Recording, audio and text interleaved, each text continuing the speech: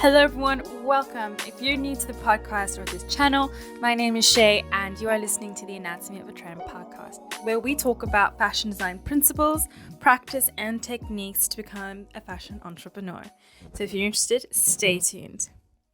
So this week, we're going to take it one step back or all the way back. We're going to scale it back a little bit. We've been talking about what technical design is and who are the technical designers in fashion.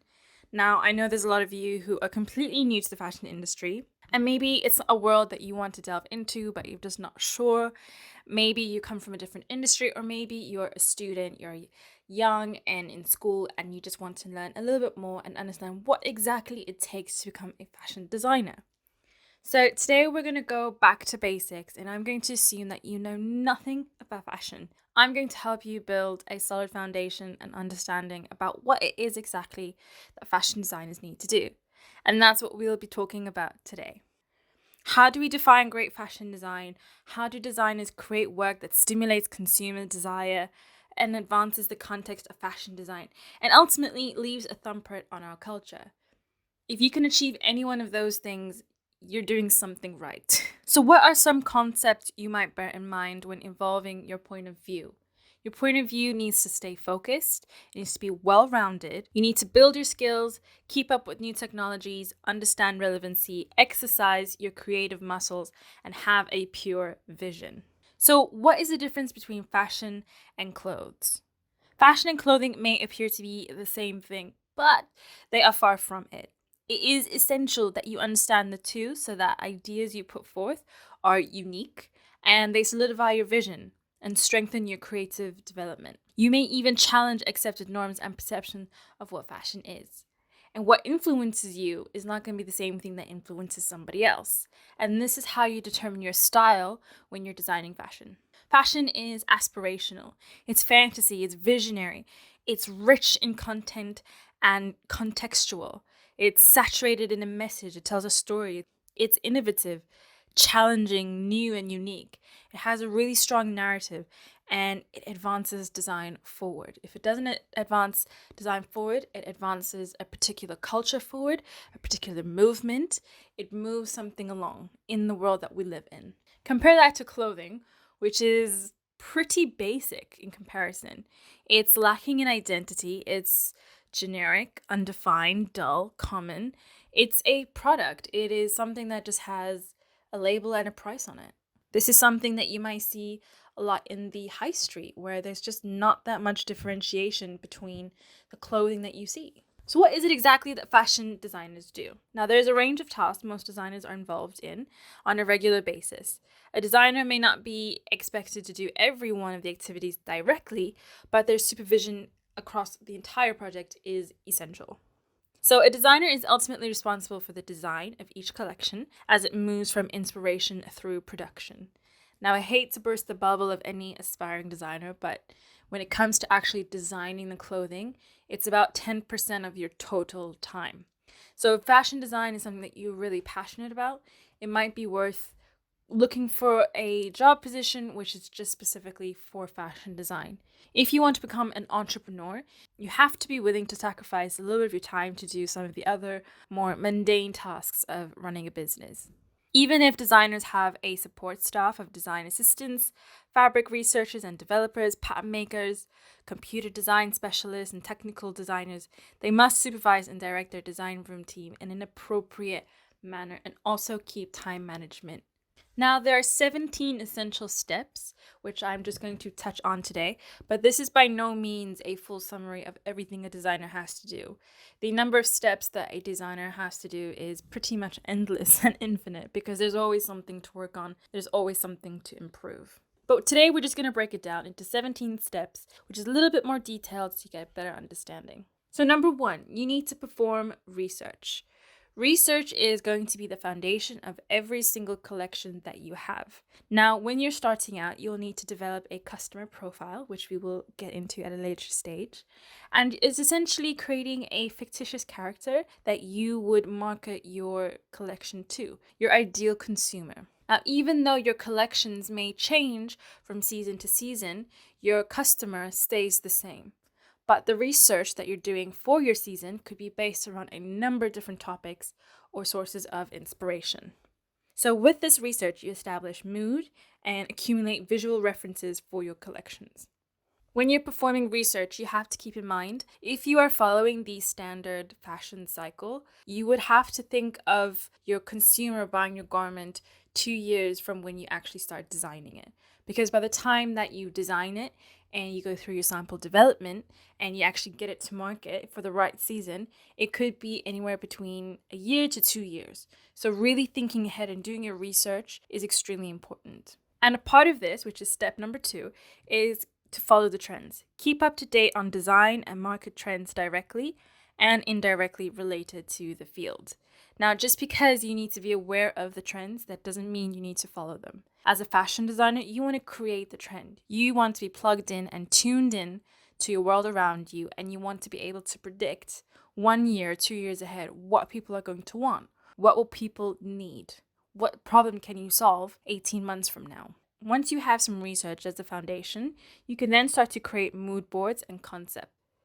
Mood boards can be used for pretty much anything. There's no one particular thing. Having a few different mood boards is beneficial. You could have one for your customer profile. You could have one for your inspiration. You could have one for your fabric and trims that you've chosen for your collection. And you can have one for your entire collection, the mood, the theme. What do you want your collection to convey? Once you have a pretty strong idea of what your collection is going to look like, you then need to start sourcing, and this is step number 4. International and domestic fabric fairs are an invaluable resource. Taking a little bit of time, a day or two, to go to these fairs just gives you an idea of what kind of fabrics are out there. Fabrics and raw materials can determine the trends just as much as cultural events. Establish relationships with local fabric suppliers for ordering samples and production. Going to fabric stores is going to become a routine task that you have to do, and developing relationships, even if it's with workshops or small factories, is going to be something that you're going to have to get used to. So as you are moving through your collection and developing it, you need to start gaining knowledge on fabrics. So if you think that you know everything about fabrics, I can probably bet a lot of money that there are even more things that you could learn. It's one of those fields where it's just never ending. There are companies who are popping up all over the place, and there's mills all over the world. You could always learn about fabrics. You could learn about traditional methods as well as future fabrics, which is using new technology. There really is no stopping in your learning development in this particular topic. So step number 6 is when you coordinate design. This is when you begin to work with print studios or in-house design staff to develop textile print designs, graphics, and colorways. These are a few things that you can use to coordinate your design, but this is not limited. You could do embroidery, fabric manipulation, laser work. There's so many options, and there's so many creative solutions to creating unique textiles. Step number 7 is a very important step, but sometimes it can be overlooked because it's more of a mundane job, and that is quality control. So you need to establish color standards and check lab dip submissions for solid yardage and print development. What does that all mean? So a lot of color standards, when you get something printed, whether it's on fabric or on any type of textile really, you need to make sure that the colors are as vibrant as you want and that they match the colors that you were looking for. So when you get samples done of these prints, they're usually called check lab dip submissions. And sometimes they can even be called strikes. And this is all really related to print development. So if you are someone who's interested in print, comment or like this video, and I will do a solo video just on lab dibs and prints and strikes. Everything you need to know about print design. Step number 8 is developing the collection.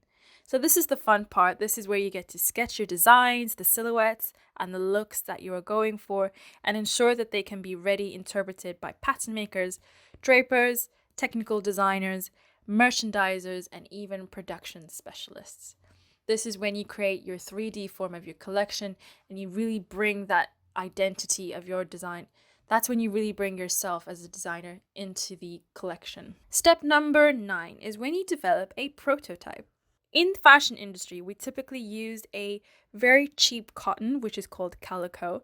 And calico allows designers to test proportion, fit, shape before finalizing the final garment in the final fabrics, which can be a little bit pricey. So once you've created these prototypes, you can create them in calico, or you can create them in any cheap fabric that mimics your real final fabrics. So if your final fabric is a very light, flowy dress, you would want your prototype to be made in a very light and flowy fabric that is similar but obviously cheaper. You really start to work with an in-house sample room, and this may involve contributing to the pattern cutting, draping the garments, or both. You would then go on to resourcing your trims and materials.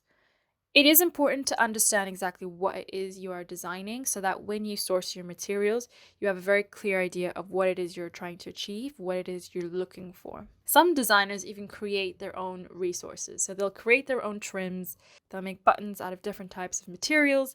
Creativity is limitless, and it really just depends how much involvement you want in the creation process, or if you'd rather find something that is close to what you're looking for. Some designers have no idea what they're looking for, and they'll know it when they see it.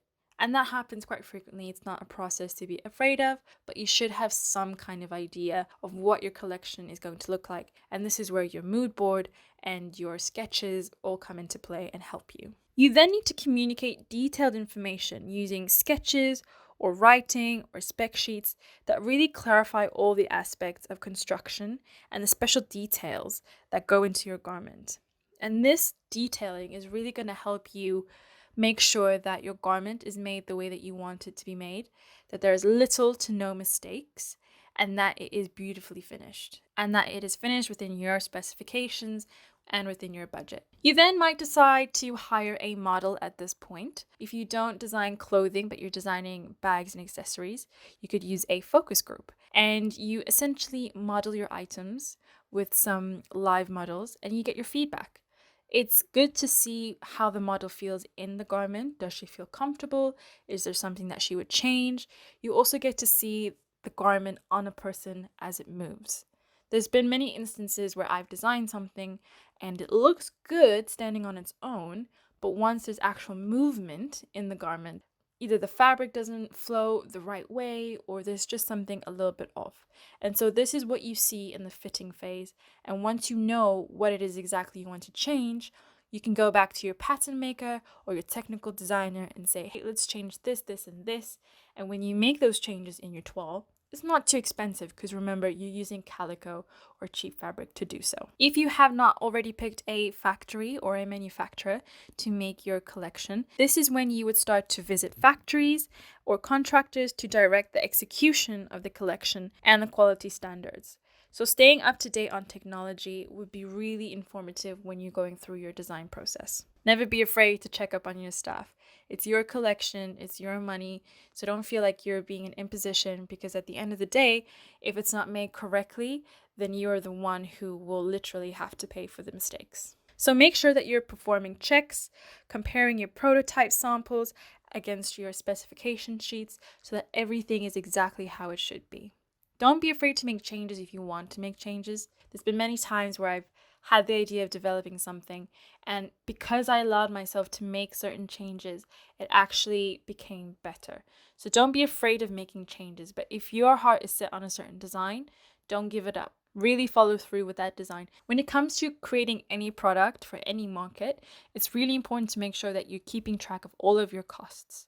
You want to know how much money you're spending on fabrics, materials, and labor so that at a later stage you can do a costing that is reasonable to the garment that you will be selling. Knowing the market prices for materials and components and having a fundamental knowledge of margins and markups and profitability is something that all designers should know.